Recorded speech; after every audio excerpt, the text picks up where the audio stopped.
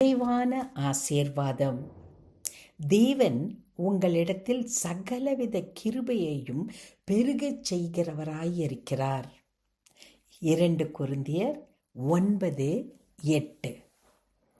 கிருபை என்பது நிறைவான ஆசீர்வாதத்தை தேவனுடைய கரத்திலிருந்து நாம் பெற்றுக்கொள்வது. இரக்கம் என்பது தேவன் நம்முடைய பாவங்களுக்கு மன்னிப்பு கொடுப்பது. தேவன் நம்மை மன்னிக்கிறவராக மட்டுமில்லை, மன்னித்து மறந்து நிறைவான ஆசீர்வாதங்களால், நிறைவான கிருபையினால் நம்மை ஆசீர்வதிக்கிறவராய் இருக்கிறார்.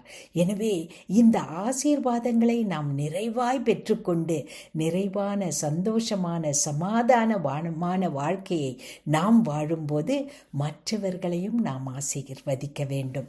நாம் ஆசீர்வதிக்கப்பட்டிருக்கிறோம், மற்றவர்களும் ஆசீர்வதிக்கப்பட வேண்டும் என்று நம்முடைய ஆசீர்வாதத்தை அனைவருடனும் பகிர்ந்து கொள்ள வேண்டும். அன்பின் பரமதகப்பனே, கிருபையாய் எங்களை மன்னிப்பதோடு கூட ஆண்டவரே, மன்னித்து அநேக ஆசீர்வாதங்களை, உலக பிரகாரமான ஆசீர்வாதங்கள், பரலோகத்தின் ஆசீர்வாதங்கள் எல்லாவற்றையும் எங்களுக்கு நிறைவாய் தந்திருக்கிறீரே.